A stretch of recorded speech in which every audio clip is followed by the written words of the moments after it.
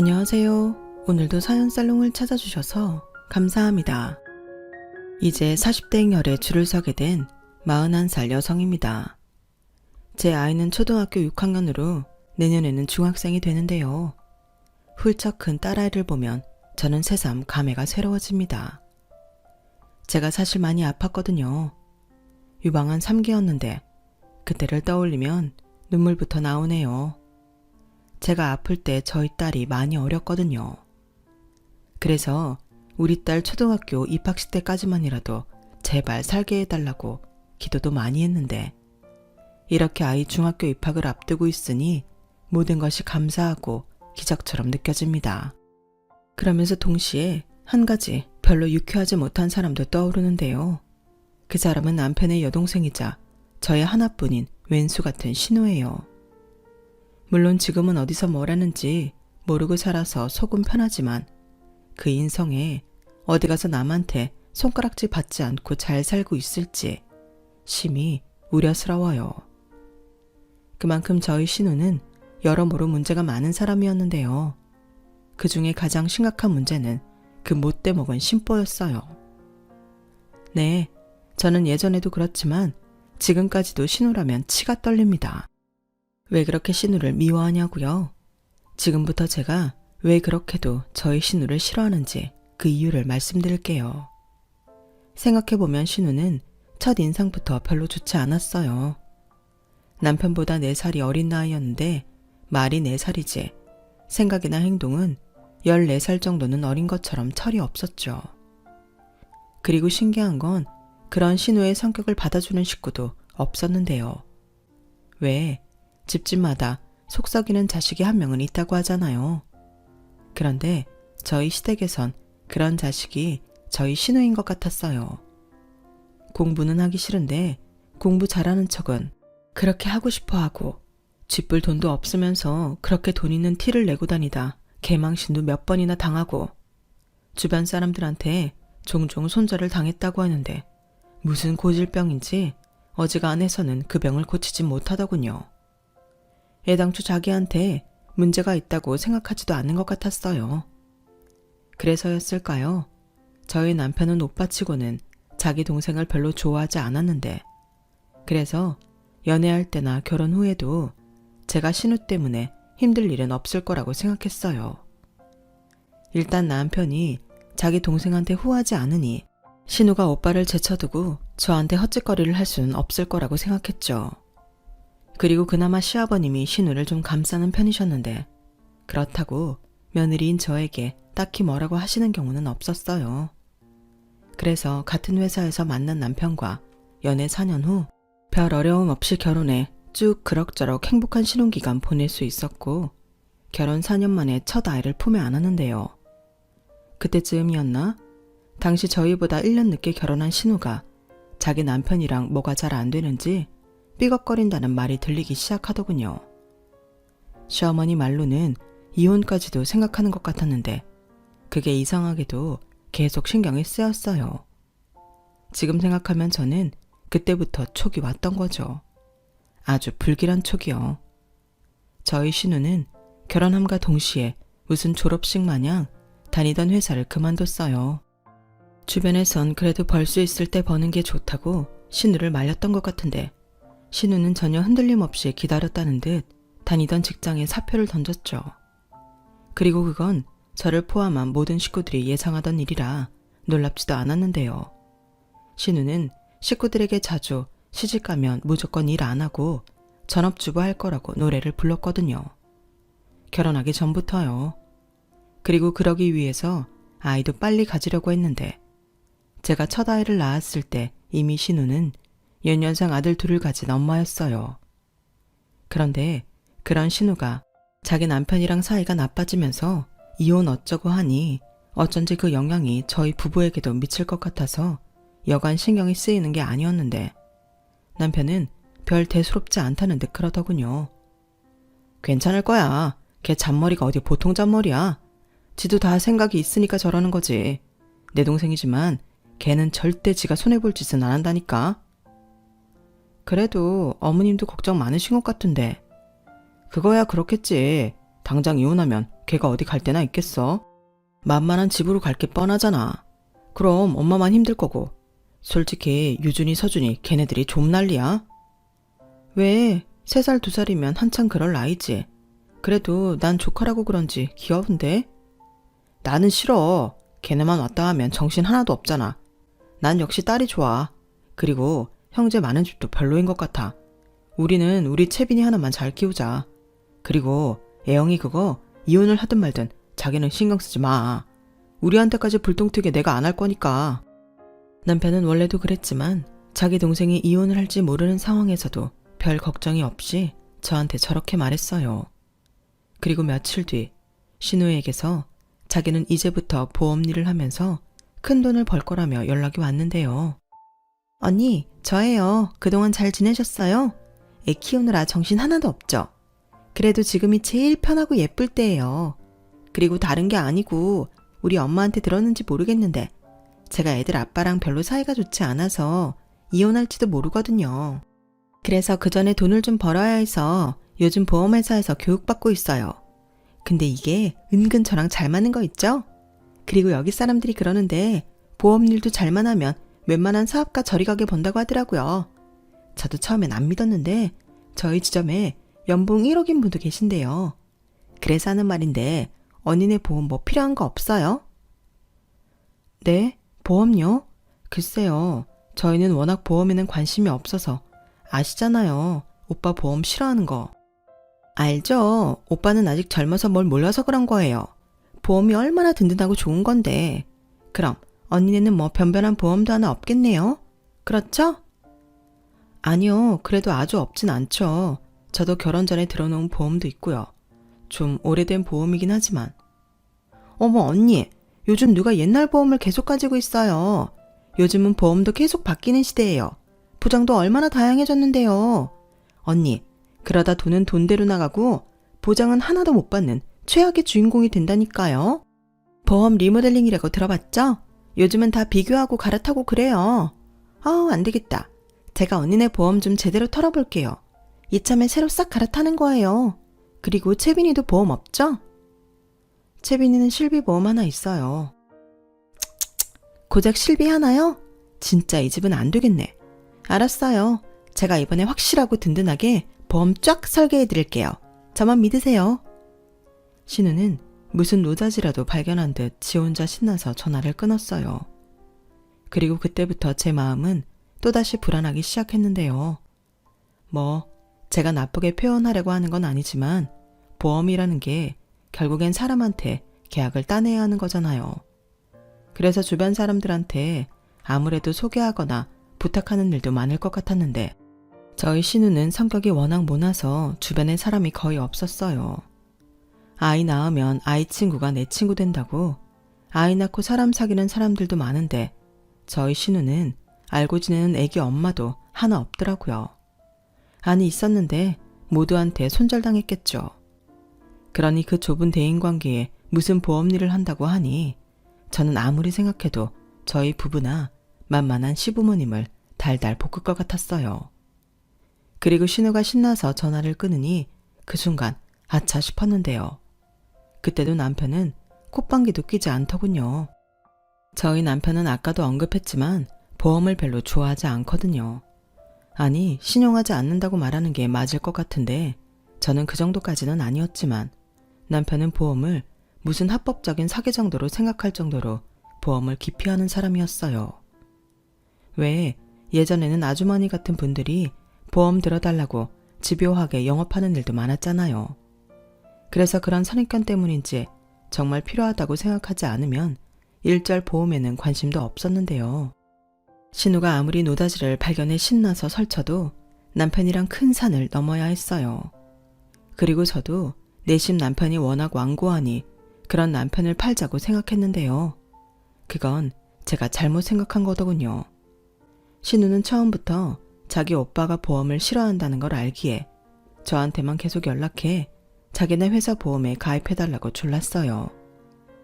그래서 처음엔 싼 거 하나 들어주고 이제 보험 얘기는 거절하려고 몇 개의 보험 상품을 소개받았는데 황당하게도 저한테 들어달라고 가지고 온 보험들마다 보험료가 너무 터무니없이 비싸더군요. 월 10만 원 미치면 하나 들어줄 심상이었는데 제일 싼 보험이 월 50만 원이 넘더라고요. 많은 건 200만 원도 넘는 보험도 있었어요. 한 달에 200만 원요. 그때는 정말 저게 미쳤나 하는 생각도 들었는데 그래서 이렇게는 못 들어준다고 솔직하게 말했죠.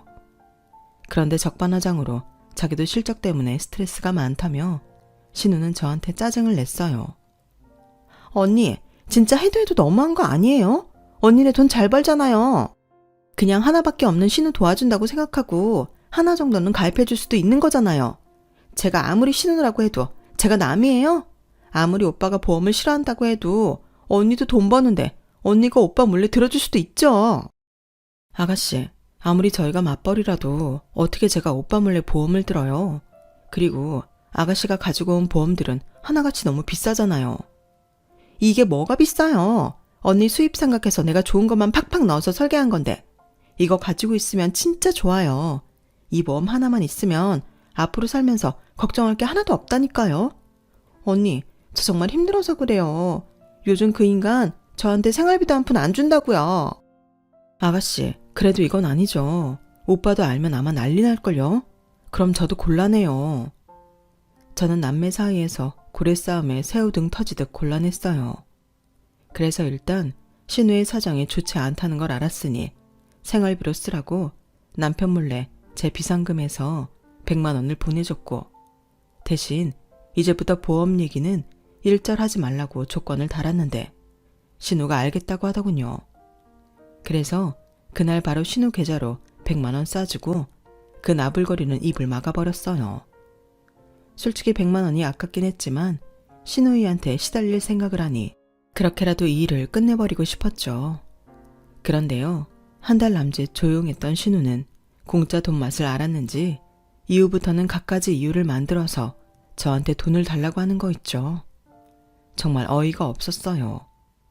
그리고 그땐 신우도 신우지만 제가 잘못했음을 뼈저리게 느끼게 되었죠. 하지만 이미 때는 늦었어요.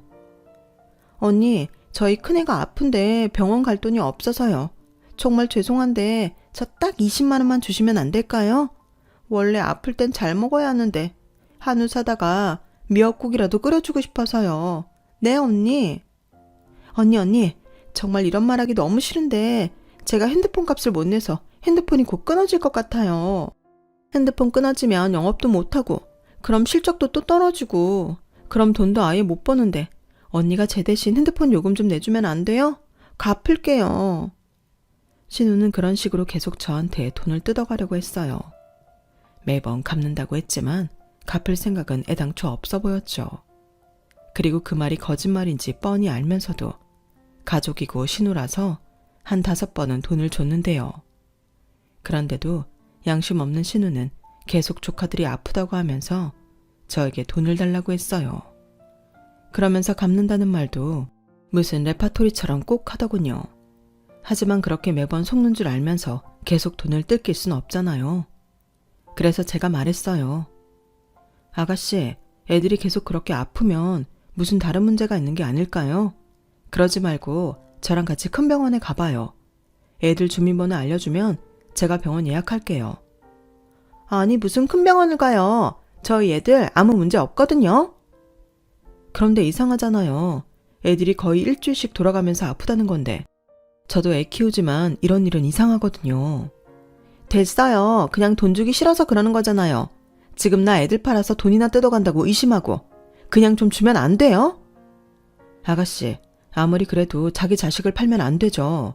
저도 바보는 아니잖아요. 사실 그동안도 제가 속는다는 거 알면서도 드린 거예요. 그런데 이렇게 계속 돈을 달라고 하시면 저는 이젠 오빠한테 말할 수밖에 없어요. 또 저희 오빠 뒤에 숨는 거예요? 언니는 좋겠어요. 남편 뒤에 숨을 수 있어서. 됐어요. 진짜 기분 나빠. 여태 뭐 하나 도와준 것도 없으면서. 저는 신우의 말에 빈정이 상했어요. 그동안 많게는 100만 원, 적게는 10만 원씩 달라는 대로 줬던 저에게 어떻게 저런 소리를 할 수 있을까? 정말 화밖에 나지 않았죠. 그래서 저도 그때부터는 신우가 전화해도 일절 받지 않고 집에서 전화나 문자가 오면 기다렸다는 듯 남편한테 넘겼는데요. 그러면 남편이 신우한테 전화해서 한바탕 한 소리를 퍼부었어요. 그러면 신우는 그제야 잠잠해지곤 했는데 사실 그러면서 저 역시도 남편의 한 소리를 들어야 했네요. 왜 아니겠어요. 제가 신우한테 돈을 준 것이 잘못이었잖아요. 물론 전들 그러고 싶어서 그런 건 아니었지만 그땐 저도 남편한테 서운한 감정이 있었어요. 저도 사람이니까요. 그래서 그 일로 남편이랑 결혼하고 꽤 오랫동안 말도 잘하지 않고 냉랭한 시간을 보내기도 했는데 남편이 먼저 자기 동생 때문에 일어난 일이니 미안하다고 사과를 해서 저희 부부는 예전 사이 좋은 부부로 돌아갈 수 있었어요. 그리고 그렇게 한참 동안 연락이 없던 신우였는데 신우에게는 의외의 지원군이 있었더군요. 그 지원군은 다른 사람도 아닌 시아버님이셨어요. 시아버님은 당시 몸이 별로 좋지 않으셨는데 그런 시아버님이 여동생 도와준다고 생각하고 딱 하나씩만 보험 들어주라고 저희에게 직접 말씀을 하시니 그건 차마 거절할 수가 없었어요. 마치 유언하시듯 말씀하셨거든요. 이렇게요. 내가 살면 앞으로 얼마나 살겠냐. 근데 내 걱정이 애영이 저거 하나야. 내가 진짜 제 걱정 때문에 눈도 못 감겠다. 그러지 말고 애비 마지막 소원 들어준다고 생각하고 니들 각각 보험 하나씩만 들어줘라. 니들이 한번 들면 애영이 저거 앞으로 계속 돈이 떨어진대. 니들도 애영이가 돈 달라고 하는 거 싫다고 했다며. 남편은 자기 아버지가 그렇게까지 말씀을 하시니 그때는 별 도리가 없는 듯 아무 말도 하지 못했어요.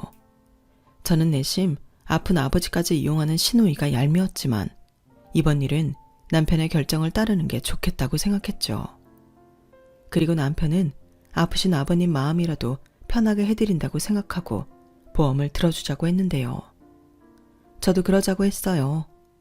그렇게 며칠 뒤 신우한테 보험을 든 저희 부부는 둘이 합쳐 월 200만 원이 조금 안 되는 보험에 가입하게 되었는데 신우가 아주 작정을 한 것 같았어요. 그리고 제가 계약한 보험은 흔하디 흔한 암보험이었는데 그렇게 저희를 통해서 큰 계약을 따냈음에도 신우는 고맙다는 말 한마디도 하지 않더군요. 정말 괘씸했어요. 그래서 좀 유지하다가 바로 해지해버려야겠다고 생각했는데요. 정말 저를 무슨 호구로 아는 건지 실적 올리려 우리 주머니 털어놓고 되려 한다는 말이 제 속을 박박 긁더군요. 언니는 정말 저한테 고마워해야 해요. 제가 언니 보험 얼마나 신경 썼는 줄 알아요? 이건 가족 혜택이라고요. 언니가 이건 아셔야 할 것 같아서요. 고맙죠? 라고 하는데 진짜 어이가 없었어요. 가족 혜택은 무슨? 날강도가 따로 없었는데 속으로 제발 한 번만 걸려봐라 하며 주문을 외웠네요. 기회만 온다면 제대로 밟아주고 싶었거든요. 하지만 그런 기회는 흔하지는 않았어요. 아니 회사 다니랴, 아이 키우랴, 집안일 하랴 정신이 없어서 그런 마음도 잊고 살았는데 매달 보험료가 빠져나갈 때면 신우의 얄미운 얼굴이 떠올라서 속에서 천불이 올라왔죠. 그리고 언제 보험을 해지하는 게 신우를 가장 열받게 만들 수 있을까 저도 나름 궁리를 했었는데요. 그런 못된 심보를 가져서였을까요?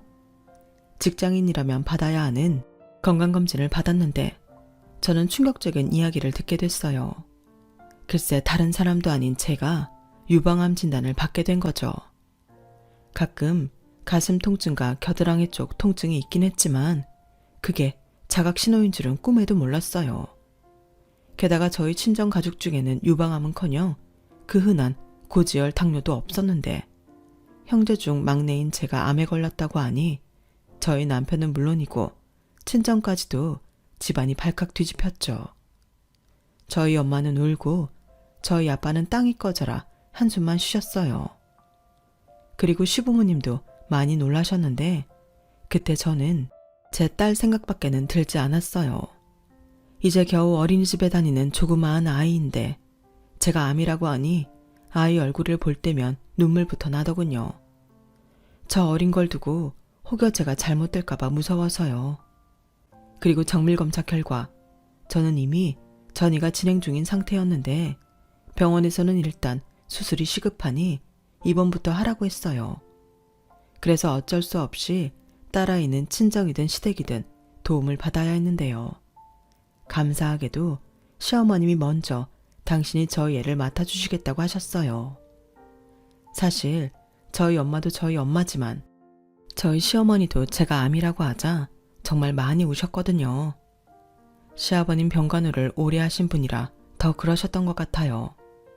그리고 당신이 저한테 그동안 잘해준 게 없다시며 아이라도 맡아서 봐주고 싶다고 하시는데 저도 마음이 약해진 상태라 그런지 감사한 마음에 눈물부터 나더군요. 그래서 저희 딸아이는 제가 병원에 있을 동안 시댁에 있게 됐어요. 제가 아이를 시댁에 데려간 그때 신우는 제가 온다는 걸 들었는지 시댁에 와 있었어요. 당연히 반갑지 않았죠. 신우의 얼굴을 보니 걱정은커녕 실실 쪼개는 듯 기분 나쁜 얼굴이었는데 제가 일부러 상대하지 않으려 그쪽을 보지 않자 신우가 먼저 다가와 그러더군요. 언니, 뭘 그렇게 쫄아 있어요? 제가 보험이라면서 암 환자들 많이 봤거든요? 근데 유방암 그거 별거 아니에요.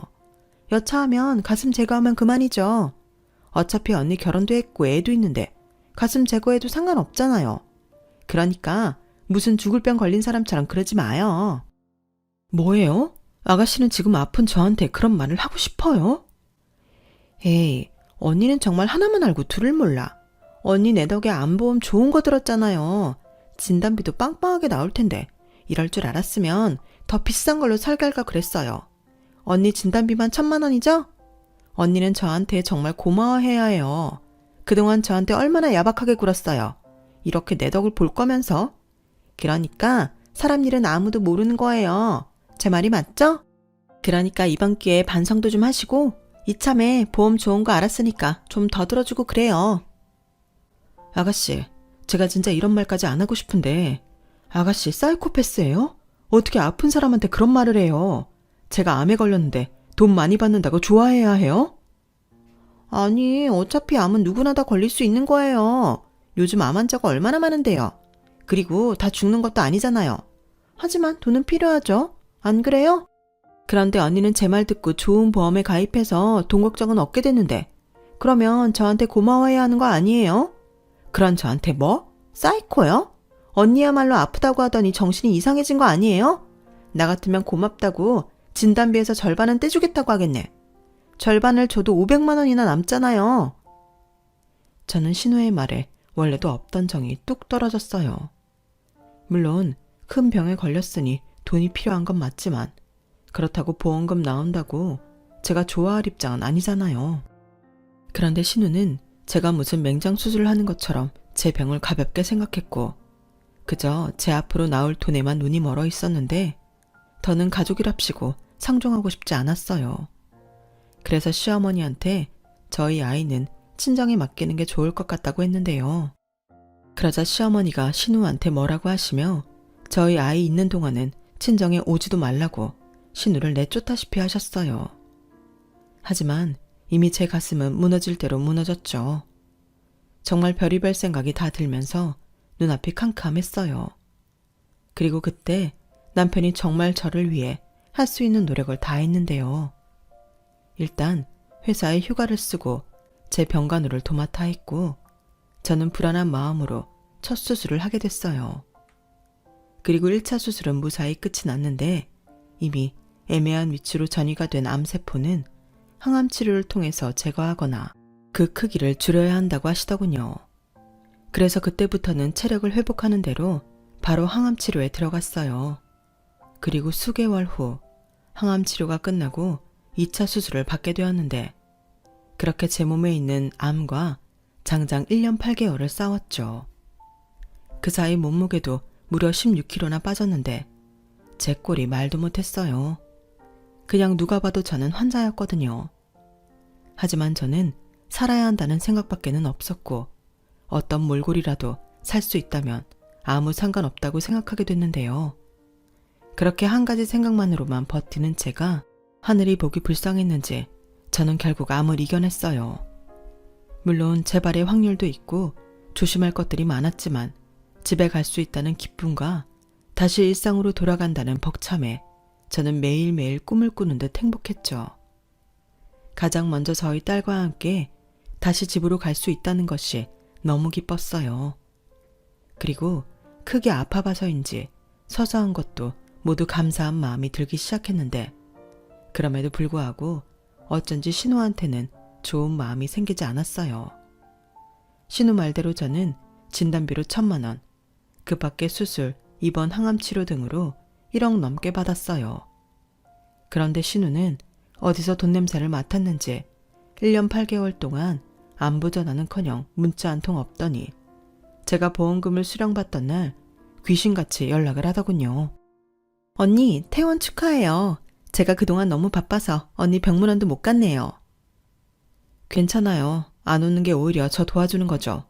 근데 무슨 일이세요? 언니도 참 우리 사이에 무슨 일이 있어야 연락하나요? 가족끼리. 근데 언니, 보험금 통장에 들어왔죠? 아니, 내가 걱정이 돼서요. 언니는 제 고객이니까. 네, 통장에 들어왔어요. 그러니까 걱정 안 해도 돼요. 아, 다행이네요. 금액도 확인하셨어요? 저도 확인했는데. 언니 진짜 이번에 돈 많이 벌었더라. 근데 언니 있잖아요. 제가 계속 애들 아빠랑 사이가 안 좋았잖아요. 저는 정말 가정 지키려고 노력을 많이 했는데 그 인간한테는 그런 제 노력이 보이지도 않는가 봐요. 그래서 저 이번에 정말로 이혼하게 생겼는데 당장 갈 곳도 없고 어디 작은 월세를 구하려고 보면 그게 다 돈이라. 언니 보험금 나온 거 저 좀 주시면 안 돼요? 참 어이가 없죠. 올케 암에 걸려 받은 보험금을 달라는 신우가 세상 천지에 어디 있냐고요. 그리고 이번엔 빌려달라는 것도 아닌 그냥 달라고 하는데 저게 정말 사람인가 싶었어요. 그래서 안 된다고 딱 잡아댔죠. 저도 그동안 치료한다고 쓴 돈이 만만치 않았거든요. 아가씨, 보험금 들어온 거 맞는데 저희도 이번에 제 병원비로 쓴 돈이 많아요. 그냥 단순한 질병도 아닌 암이었잖아요. 그래서 들어온 보험금으로 그거 메꿔야 해서 아가씨 줄 돈은 없어요. 뭐라고요? 그 많은 돈을 그럼 언니 혼자 꿀꺽한다고요? 나 아니었음 그런 보험 들지도 않았을 건데 어쩜 언니는 아프기 전이나 아픈 후나 사람이 인정머리가 없어요. 지금 말 다 했어요? 그러는 아가씨는 인정머리가 있어서 지금 나한테 이런 전화를 하는 거예요? 왜? 나 죽으면 나오는 사망보험금도 아가씨 거라고 우겨보지 그래요? 사람이 정말 양심 있어야지. 어떻게 나한테 전화를 해서 이딴 말을 할 생각을 할 수 있죠? 나 장장 1년 8개월 동안 병원이랑 집이랑 왔다 갔다 하면서 죽을 둥 살 둥 고생했어요. 그런데 아가씨는 그런 저한테 괜찮냐고 한 번이라도 물어본 적 있어요? 그리고 아가씨가 우겨서 든 보험이긴 했지만 그 보험료 누가 냈죠? 제가 냈어요. 그런데 제가 왜 아가씨한테 제 보험금을 줘요? 제가 아팠다고 해서 머리까지 어떻게 된 게 아니거든요. 언니, 아까도 말했지만 저도 사정이 있어서 언니까지 못 챙긴 거예요. 제가 오죽하면 그랬겠어요. 언니, 그러지 말고 저 딱 5천만 해주세요. 5천 같은 소리 하네. 아가씨한테는 5천 원도 아까워요. 그러니까 다시는 저한테 돈 얘기하지 마세요. 보험 얘기도 하지 말고요. 아니다. 아예 연락을 하지 마세요. 이제부턴 전화도 안 받고 아가씨하고는 상종도 하기 싫으니까. 앞으로 할 말 있으면 저 말고 아가씨 오빠한테 해요. 알겠어요? 저는 신경질을 내며 전화를 단숨에 끊었어요. 그리고 바로 신우 번호를 차단했고 남편과 시어머니에게 신우가 전화한 내용을 전달하며 신우와는 연락은 물론이고 얼굴도 보고 싶지 않다고 했는데요. 저희 남편은 저 하고 싶은 대로 하라고 했어요. 그리고 신우를 가만두지 않겠다며 광분을 하는데 괜히 건수 만들어주고 싶지 않아서 이번은 참으라고 했네요. 그리고 시어머니도 대신 사과하시며 시어머니 당신께서 저와 신우가 마주치는 일 없게 해주시겠다고 하셨는데 너무 감사했어요. 그래도 아가씨는 시어머니한테는 딸인데 며느리인 저에게 그러기가 쉽지 않잖아요. 그래서 체력이 회복하는 대로 시어머니한테 잘하는 며느리가 되자고 다짐했는데 신우는 무슨 자기가 그렇게 죽을 죄를 지었냐며 어디서 핸드폰을 빌려서 하는 건지 저에게 매일 다른 번호로 돌려가며 전화와 문자로 욕을 퍼부었어요. 그리고 그 중에는 정말 무슨 저주인가 싶은 내용도 있었는데 그렇게 살면 암이 재발해서 그때는 정말 골로 간다고 보냈는데 그 문자를 보는 순간 정말 참을 수가 없더군요. 그래서 한 번은 제대로 손을 봐줘야겠다고 생각해서 이를 갈다 문득 한 가지 생각이 팍 하고 떠올랐어요. 예전에 신우가 저희 부부보험 가입을 할 때 저희한테 제대로 설명도 하지 않고 지멋대로 사인한 일이 떠올랐던 거죠. 물론 그때는 저희 몰래 하는 것도 아니고 가족이라서 그 정도는 대신 해도 된다고 생각하고 넘어갔고, 보험 내용 설명이야 어차피 지 마음대로 설계한 거라 신경 쓰지 않았는데, 사실 이것들이 전부 신고 가능한 사항들이잖아요. 게다가 남편 보험은 자기가 말한 보험과는 아예 다른 보험이었는데, 저는 이거다 싶어서 증거를 모아서 금감원에 신고를 했네요. 그러자 신우가 일하는 보험회사에서 곧장 신우를 징계 처리한 모양이었어요. 그 전까지는 몰랐는데 신우가 회사에서 실적도 부족한데 근태도 좋지 않아서 이미 회사에서도 눈밖에 나 있었다고 하더군요. 그러니 회사에서도 이 기회에 신우를 해고할 좋은 명분이 생겼고, 신우는 회사 이미지와 직접적인 손해를 끼쳤다고 해고 처리가 됐고, 해고 사유가 그렇다 보니 실업급여도 나오지 않는 그냥 실직자가 되었는데요. 신우가 아주 저를 향해 독을 품더군요. 신우는 이미 벌써 금감원에 자기를 신고한 사람이 저라는 걸 알고 있었어요. 아무리 익명이라고 해도 그 보험 상품은 저와 남편이 가입한 게 맞았으니 신고자가 저라는 건 숨길 수 없었어요. 그러니 신우는 아주 저를 잡아먹겠다는 듯 집까지 찾아와 현관문을 부수려고 난리도 아니었는데, 남편이 무섭게 소리쳤어요. 왜 오빠가 나와? 새언니 나오라고 해. 나 새언니한테 따질 거 있어. 새언니가 내 인생 아주 말아먹었다고. 그렇게 뒤에서 몰래 사람 엿먹일 때는 언제고 왜 비겁하게 숨는 건데? 당장 나오라고 해. 이렇게 된 거 나도 이판사판이야. 기껏 보험금도 많이 타게 해준 나한테 어쩌면 뒤에서 칼을 꽂을 수 있어? 이럴 거면 받은 보험금이나 전부 내놔. 야, 너 그만 안 해? 그러게 네가 처음부터 잘했어야지. 지가 잘못해놓고 왜 여기 와서 난린데? 그리고 네가 보험금 줬어? 어디서 몰래 놓으라고. 오빠, 제정신이야? 아무리 오빠 부인이라고 해도 어떻게 가족을 신고하냐고. 나는 이제 다 망했어. 애들 아빠 나한테 이혼 소장 보냈고 이젠 정말 이혼당하는 건 시간 문제란 말이야. 내 인생 물어내라고. 그것도 네 잘못이잖아. 그러게 누가 네 남편 몰래 뒤에서 도박하고 돈 사기치고 다니래? 네 남편이 그거 수습하다 빡쳐서 이혼하겠다고 하는데 난들 그걸 말릴 수 있어? 나라도 이혼하고 싶겠다. 오빠는 지금 누구 편이야? 나도 잘 살고 싶어서 그런 거야. 그럼 오빠는 나를 좀 안쓰러워하고 좀 도와주려고 해야 하는 거 아니야? 아니, 나는 네가 이번 기회에 아주 홍구멍이 났으면 좋겠어. 그래야 늦게라도 정신 차리고 살지. 애들 생각은 안 해? 제발 철 좀 들어라. 나는 네가 이혼을 하든 인생이 망하든 관심 없으니까 2번 다시 여기 얼씬도 하지 마. 채빈이 엄마야말로 오죽하면 너를 신고했겠니. 괜히 아픈 내 와이프 건드리지 말라고. 알겠어? 오빠, 진짜 너무해. 신우는 저희 남편한테 소리를 빽 지르고 바닥에 주저앉아 대성통곡을 하며 울었어요. 그러자 복도에서는 무슨 일인가 싶어 현관문들이 전부 열리는 소리가 났는데, 오히려 남편은 쪽팔리다며 현관문을 닫아버렸죠.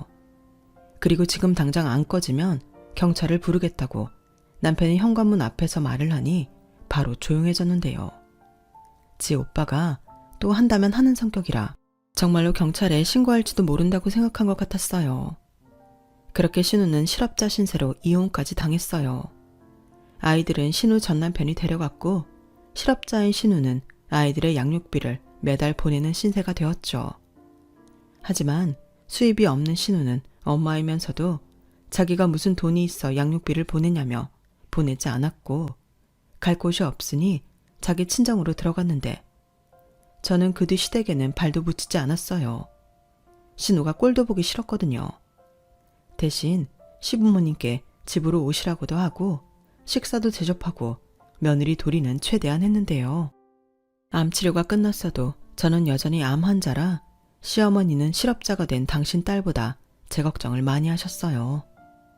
그리고 당신 생각에 자기 집에 계속 신우가 있으면 제가 계속 그걸 의식해서 불편해할 것 같고, 신우도 지살궁리를 하지 않을 거라고 생각하셨는지 신우에게 딱 100만 원 쥐어주고 집에서 내보냈다고 하는데 신우는 무슨 부모가 그러냐며 시아버님에게 엉엉 울고 난리를 쳤다고 하더군요. 하지만 시아버님도 이번엔 마음을 단단히 먹으셨는지 네가 달라져야 가족도 널 받아줄 수 있다고 신우를 외면하셨다고 했어요. 남편 말에 의하면 신우는 결국 그 뒤로는 고시텔 같은 곳을 전전하며 아르바이트를 하다가 어떻게 흘러갔는지 모르지만 수도권 외곽의 한 공장에서 3교대로 일을 하게 됐다고 하더군요. 그때 저도 그랬지만 시댁 식구들 모두 신우가 거기서 정신 차리고 늦었지만 앞으로는 힘들더라도 평범한 인생을 살아가길 바랬는데요. 그러던 어느 날이었어요. 시어머니한테 연락이 왔는데 신우가 몸이 아파 병원에 있다고 하더군요. 저는 일단 남편만 병원에 보내 신우가 어디가 어떻게 아픈지 보고 오라고 했는데 검사 결과 신우는 갑상선암 1기라고 하더군요. 딱히 증상이라고는 없었는데 처음으로 공장에서 일하다 받게 된 건강검진에서 이상 소견이 보여 운 좋게 일찍 암을 발견하게 된 것 같았어요. 1기여도 암은 암이니까요. 그래도 많은 분들이 아시는 것과 같이 갑상선암은 비교적 다른 암보다는 예후가 좋은 편이라 다행이었는데 정작 신우는 암이라는 말에 자기가 곧 죽는 것처럼 울고불고 난리도 아니었다고 했어요. 저한테는 유방암 그거 별거 아니라고 쫄지 말라고 하더니 자기는 아주 시한부라도 되는 듯 식구들한테 유별을 떨고 있는 것 같더군요. 물론 저는 그때까지도 상종하지 않아서 그 꼴을 제 눈으로 보진 않았어요. 그런데 신우는 자기가 이번에 아파봐서 알겠다며 저에게 사과를 하고 싶다고 남편을 졸라댄다고 했는데요. 참, 그때는 마음이 좀 복잡했어요. 저도 아파봐서 그 마음이 뭔지 알거든요. 그래서 치료라도 마음 편하게 받으라고 신우가 입원한 병원으로 갔는데 신우는 처음엔 저한테 그간의 일을 사과하며 미안하다고 하더니 이내 진짜 자기 본심을 드러내더군요. 언니, 근데 그때 받은 보험금 정말 다 쓰고 하나도 없어요? 아니죠? 저는 먹고 사는 게 힘들어서 보험 하나도 없는데 덜컥 암에 걸렸잖아요. 그러니까 언니가 저 좀 도와줘야 할 것 같아요. 따지고 보면 제가 아픈 건 다 언니 때문이잖아요. 언니가 저 금감원에 찔러서 회사 잘리고 남편한테 애들 다 뺏기고 이혼당해서 마음고생하다가 병까지 걸렸잖아요. 그런데 언니는 뭐 부채의식 같은 것도 없어요? 네? 부채의식이요? 그렇잖아요. 여기까지 찾아온 건 언니도 좀 마음이 불편해서 그런 거잖아요. 그러니까 저 좀 도와주세요. 언니가 병원비도 내주고 병간호도 해주면 내 마음이 좀 풀릴 것 같거든요. 나 참, 제가 아픈 신우 마음 편하게 해주려 병원에 찾아간 건 맞지만 신우한테 저딴 소리를 들으니 너무 어이가 없었어요. 그리고 저 때문에 암에 걸렸다고 하니 황당하기가 그지 없었는데 그래서 이왕 이렇게 된 거 영영 보지 말자고 했어요. 아가씨 말대로면 앞으로 저 안 보고 살면 아플 일도 없겠네요. 나는 나한테 사과하고 싶어 한다고 해서 사과 받아주러 왔는데 오히려 저더러 사과를 하라는 거였네요. 나 참 기가 막혀서. 그럼 나도 아가씨 때문에 암에 걸렸던 거네요. 그러니까 우린 앞으로 평생 보지 말아요. 서로 건강 지켜주자고요. 그럼 저는 이만 갈게요.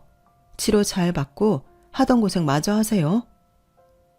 제가 그렇게 말하고 자리를 뜨려고 하자 신우는 알겠으니까 돈만이라도 주고 가라고 아주 구질구질하게 돈돈돈 하는데 정말 꼴도 보기 싫었어요. 그리고 그 모습을 시어머니가 보셨고 시어머니는 아직도 정신 못 차렸냐며 당신 딸 등짝을 후려치셨어요. 그러자 신우는 저 혼자 비련의 여주인공인 듯 눈물바람을 하며 세상에서 가장 억울하다는 듯 그냥 죽어버리겠다고 자기 엄마 앞에서 생쇼를 하더군요. 그때였어요. 시어머니는 누가 갑상선암 그것도 1기로 죽냐며 오버하지 말라며 오늘은 병실에 너 혼자 있으라고 하고 저를 데리고 병원 밖을 나가셨는데 그 뒤 시어머니 전화엔 불이 났어요. 그러자 시어머니는 아예 전화도 꺼버리시더군요. 그리고 저한테는 이렇게 말씀하셨어요. 내가 너한테는 평생 죄인이다. 똑같이 낳아서 키웠는데 어쩜 쟤는 저 모양인지. 기껏 여기까지 온 너한테 내가 면목이 없어. 너도 아직 몸이 성하지 않은데. 아니에요. 어머님이 계속 고생하셔서 저야말로 걱정이죠. 저라도 옆에서 거들면 좋은데 저는 도무지 아가씨랑은. 네 마음 안다. 그리고 됐어. 너도 아직 완전히 괜찮은 것도 아니잖니. 그리고 나는 네 의견 무조건 찬성이다. 나는 아무리 내 자식이라고 해도 너 힘들게 하는 것들은 내가 가만두지 않을 거야. 그러니까 네가 불편하면 쟤 안 보고 살아도 된다. 애미인 나도 그런데 남인 너는 오죽하겠니? 그냥 넌 네 몸만 챙기고 너 속 편한 대로 살아. 나도 저거 퇴원만 시키면 다시 내보낼 거야. 죽이 되든 밥이 되든 지 인생인데 지가 헤쳐나가야지. 네 시아버지한테도 내가 단단히 일러뒀다. 그러니까 너는 진짜 신경 쓰지 않아도 돼.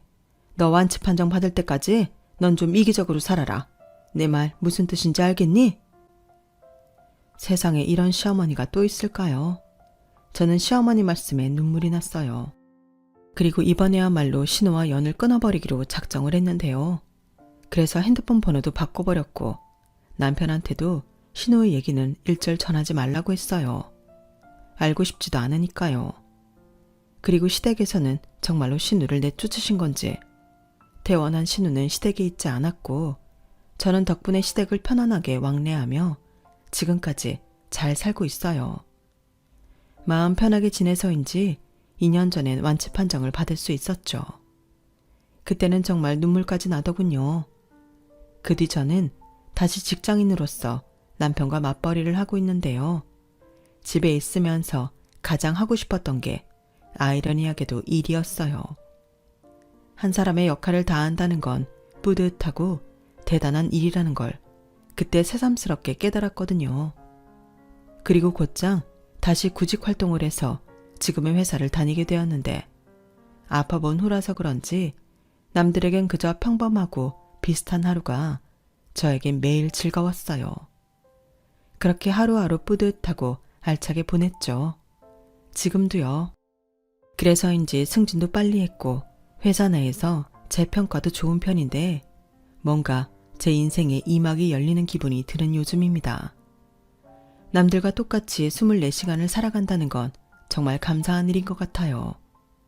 당연하게 우리에게 주어질 내일은 누군가가 그토록 바라고 원하는 내일이라는 걸 저는 이제 너무나도 잘 알거든요. 그렇다 보니 작은 것도 소중한 저인데 그런 자세로 세상을 살아가니 저는 어쩌면 다시 태어난 기분도 드네요. 무엇보다 저희 딸과 앞으로의 내일을 계획할 수 있다는 게 너무 감사합니다. 이번 주말에 뭐 하지? 고민하는 게 저에겐 빠질 수 없는 즐거움이에요. 그리고 엄마가 아팠다는 것 때문인지 저희 딸은 다른 아이들에 비해 철이 좀 일찍 든 편인데 앞으로 저희 딸이 다시 저한테 어리광을 부릴 수 있도록 제가 더 건강하고 씩씩한 엄마가 되고 싶은 바람입니다. 그리고 끝으로 그러기는 어렵겠지만 신우도 제가 모르는 어디에서 이제는 제발 양심 있고 경우 있는 인간다운 생활을 하고 있기를 바래요. 물론 그렇게 된다고 해도 보고 싶은 마음은 없지만요. 제가 좀 너무한가요? 이렇게 한 사람을 용서하는 게 쉬운 일이 아니네요. 그러게 애당초 마음을 좋게 먹었으면 얼마나 좋아요. 지금은 어려운 일이지만 저도 언젠가는 신우를 향한 미움에서 벗어날 수 있기를 간절히 소망하며 제 사연을 여기서 마치도록 할게요. 저는 앞으로도 주어진 제 시간을 소중하게 여기며 최선을 다해 살아갈 거예요. 제 위치에서 오래오래 사랑하는 가족과 함께하고 싶습니다. 여러분들도 오래오래 건강하시길 진심으로 바라겠습니다. 고맙습니다. 여러분, 사연 댓글에 응원과 현명한 조언 부탁드려요. 좋아요와 구독은 저에게 큰 힘이 됩니다. 오늘도 좋은 일 가득하세요.